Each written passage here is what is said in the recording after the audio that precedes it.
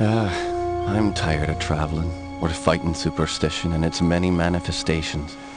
Even though it was me who chose to debunk folklore and mysticism. Little did I know I'd end up being labelled as Patrick Galloway, the man with endless occult knowledge. Before I knew it, people all over the world paid me to investigate all kinds of weird things.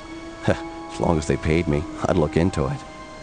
Funny thing though, the more I saw, the more I believe there are forces beyond our control. I fled from Ireland, not explainable to any human with no real purpose, till the Great War started. Skin crawl. I joined a special unit whose job it was to squelch the fears of the superstitious farm boys who made up the fighting ranks.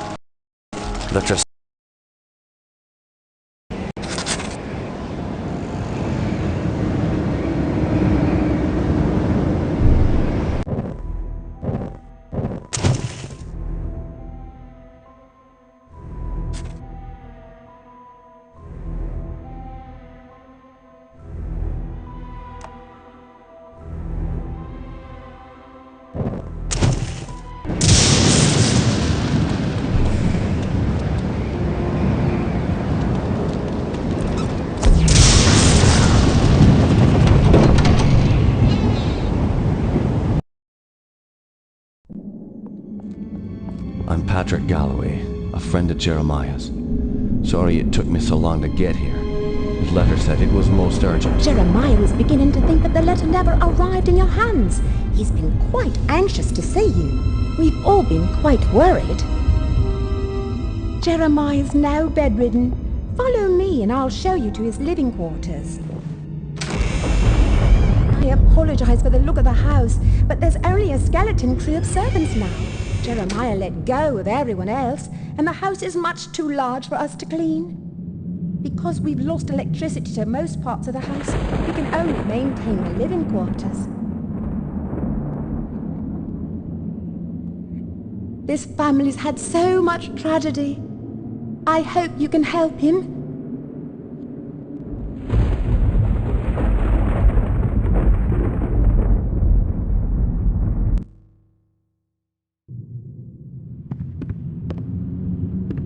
Jammed.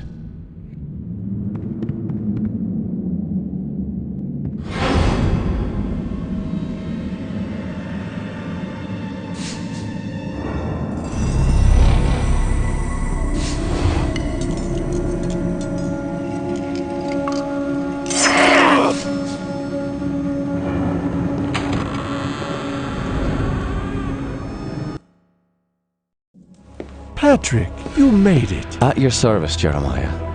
Sorry for the delay, but I've been abroad. What happened to you? It seems I've come under the watchful eye of the Reaper, my friend. It's been a long time, hasn't it? Patrick.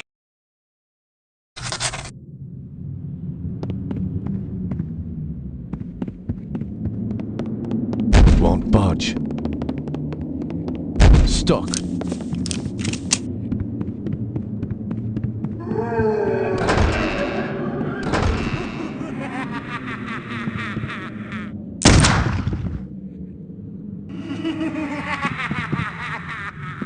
Jammed. Won't budge.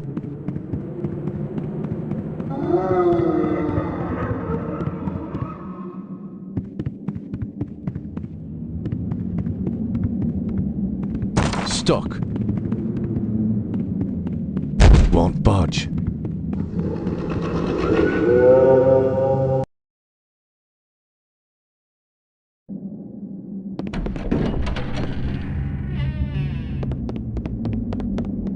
Stuck.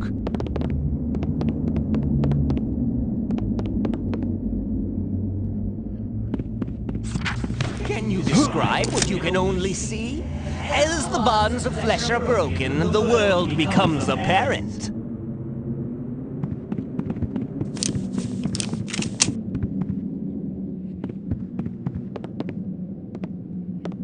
Jammed.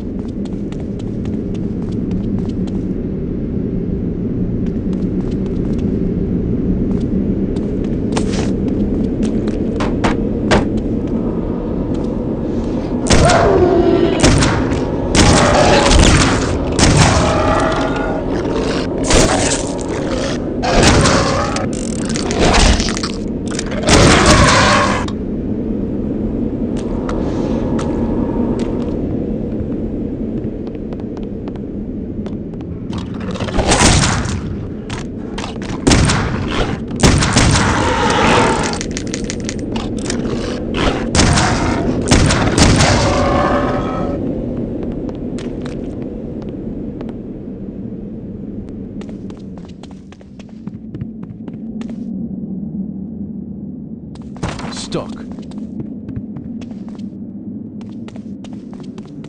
Jammed.